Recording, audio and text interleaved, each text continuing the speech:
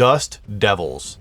This warbond is considered to be one of the best warbonds in all of Helldivers 2, and for good reason. Dust Devils comes with some amazing weapons and some great stratagems. Not to mention that this warbond has some really good looking armor and some awesome cosmetics, all of which are inspired by a certain classic sci-fi franchise. The E-710 must flow. And of course, we're starting off on page 1. And on page 1, we have the AR2 Coyote. We are starting off strong with one of the most beloved items that we have ever seen in the history of Helldivers 2. And even though it recently got a small nerf, it is still one of the best assault rifles we have ever had. The Coyote deals 75 damage per round with medium armor penetration and 45 rounds per magazine. On paper, that might not sound like anything special until you realize that the Coyote also sets enemies on fire, which is a huge bonus for an assault rifle, or really any automatic weapon. Being able to set enemies on fire from long range is pretty incredible, and it's the only rifle in the entire game with incendiary rounds. So you don't want to mag dump enemies with the Coyote. You should shoot them until they're on fire, and then move on to another target. Constantly change up your targets. That is how you're supposed to get the most out of your Coyote. And if you can use the Coyote effectively, then it is extremely ammo efficient when compared to other assault rifles. It may not have the same raw damage per bullet as the MA5C or the Adjudicator, but it is still considered to be the best assault rifle in the game by most people.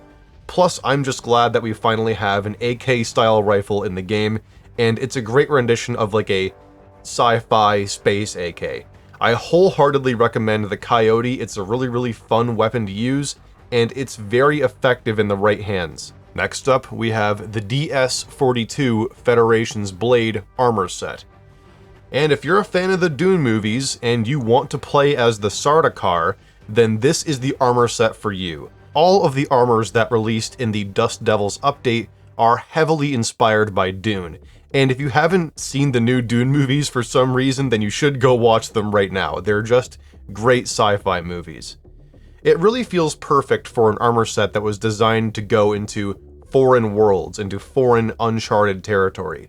It has a retro-futuristic charm to it, and it's perfectly suited for the armor passive in this warbond, which is called Desert Stormer.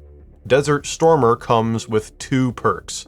The first perk gives you 40% damage resistance against all kinds of elemental damage, and that means fire damage, gas damage, acid, and electrical damage. This is great for any bug planets that have dragon roaches on them. Of course, hive worlds are the most common, but they tend to creep up in other areas too. This will help shield you from the fire that comes from the dragon roaches and the acid from the standard bugs. Plus, it will help protect you from any elemental damage that you or your squad decide to bring into a mission, like if you start dropping Tesla towers or, gas grenades. This passive can help make sure that you won't die to your own friends' damage or even your own damage. The other perk increases your throwing distance by 20%, making it great for tossing grenades into bug holes. In my opinion, this passive was tailor-made for fighting the bugs. They're currently the only faction that can use multiple types of elemental damage, and extra throwing distance is really good for when you're in the middle of like a wide open nest and you just need to throw your grenade a bit further just so you can get it into a hole and take the enemies out. I really like this armor set in general. I quite like the passive against the bugs, and I'm a huge fan of the Dune movies, of course, and the armor set just kind of looks great on its own merit anyway. Plus, I'm also a big fan of heavy armor, and this is a heavy armor set with 150 armor rating. So yeah, I totally recommend this armor set, especially if you like heavy armor, if you like the passive, and of course, if you like the Sardaukar. There's not much else of note on page 1, so I'm just going to show off the rattlesnake vehicle pattern, which is a pretty cool pattern. It's just a kind of, standard desert camo kind of thing, but I find it to be pretty appealing. The only problem with this pattern is the same problem that I had with the pattern from Viper Commandos, being that it only looks good in certain biomes. It is a desert, camo. You're not going to bring this into like a snow area or anything like that. It's going to look very out of place on most maps, especially any maps that don't take place in like a city or a town, but I still think that this is a good addition to the vehicle pattern family. Now we're moving on to page 2, and on page 2 we have the S11 Spear Gun. The Spear Gun has quickly become one of my favorite support weapons in all of Helldivers 2, period. It is a simple support weapon. It doesn't require an ammo backpack, and you can stay mobile while reloading. So what does it do? Well, it obviously fires spears at enemies, which can penetrate tank armor, and they explode into a cloud of gas on impact. So you can deal some great damage to any enemy from a distance, hit them with the gas status effect, and you will leave behind a cloud of gas on the enemy for those who come after. So you can deal great damage from a distance, leave the enemy confused, and deal some extra damage to anything surrounding your target. Plus, it comes with enough demolition force to destroy things like bug holes and fabricators. So the Spear Gun has a ridiculous amount of utility for a weapon that doesn't require an ammo backpack or a stationary reload at all. And I didn't even mention that it can stagger enemies. It can stagger nearly any enemy in the entire game. The Spear Gun is just so useful against nearly everything in the game, and that's just a great thing. It's great against all of the different enemy factions, and it can be useful against small groups, groups of large enemies, and even giant, factory striders and bile titans. This is easily one of my favorite support weapons in the entire game, and I absolutely recommend it to everyone watching. Go out and get Dust Devils and try the Spear Gun for yourself.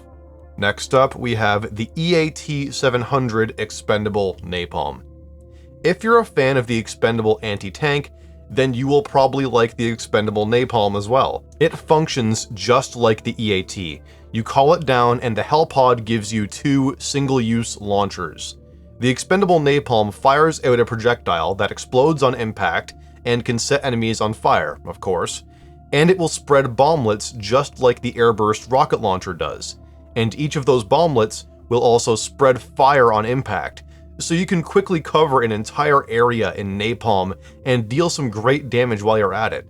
The initial projectile is also anti-tank, so you can use this weapon to deal damage to pretty much anything in the game, but results may vary depending on exactly what enemy you're using it against.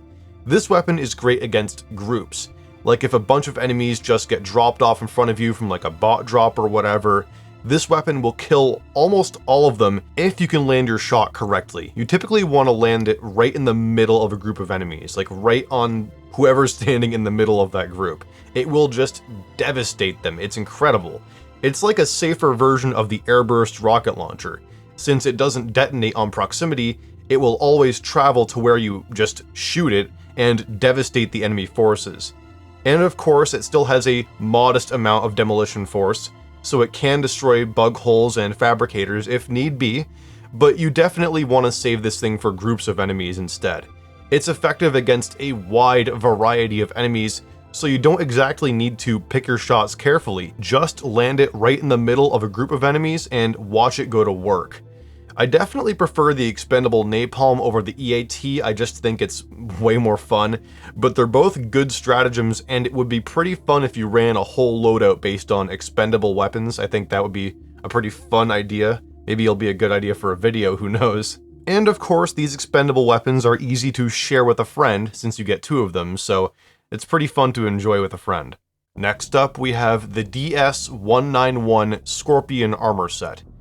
This armor set is inspired by the Atreides soldiers from Dune, especially the helmet. It looks great. The armor itself looks really good on sandy planets. It fits in well with the environment, and I would hope so because it's very inspired by Dune, and it's a very unique looking armor set. It's a lot scrappier than most armors in the game, and it's not symmetrical, but it has a really good style about it. It feels practical, but also stylish, of course, and it still keeps that kind of retro-futuristic look to it, and kind of like a reminiscent of Star Wars is what I would say. This armor set, of course, has the same passive as the first armor set, the Federation's Blade set, but this is a medium armor set with 100 armor rating.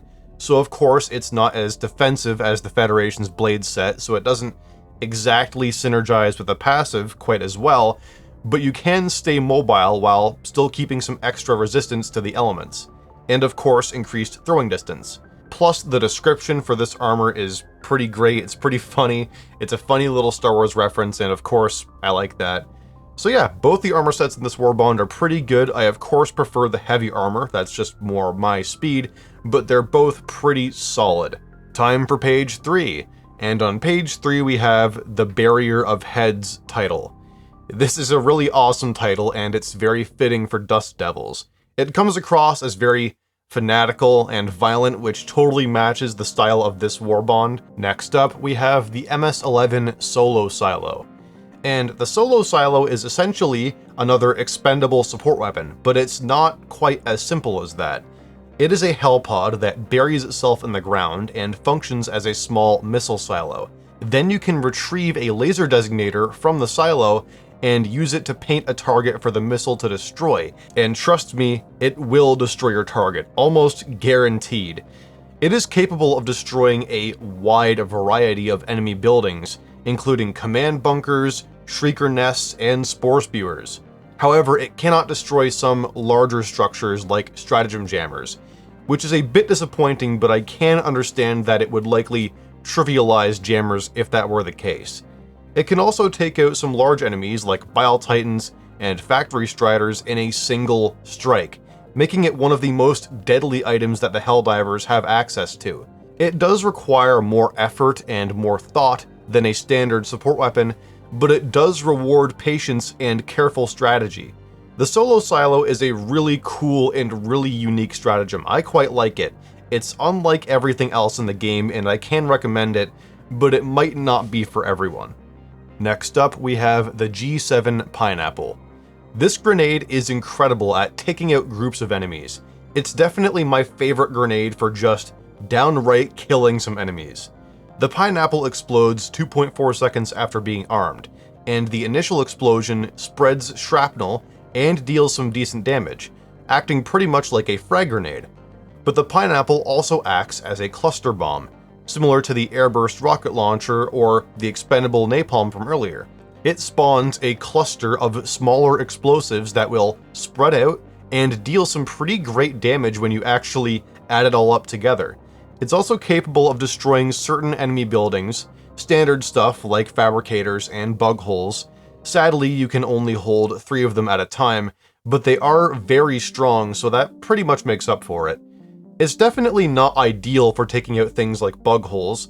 You should bring the frag grenade for that instead, since you can carry 6 frags instead of 3, but when it comes to taking out enemy groups, the pineapple is arguably the best grenade in the game for that singular purpose.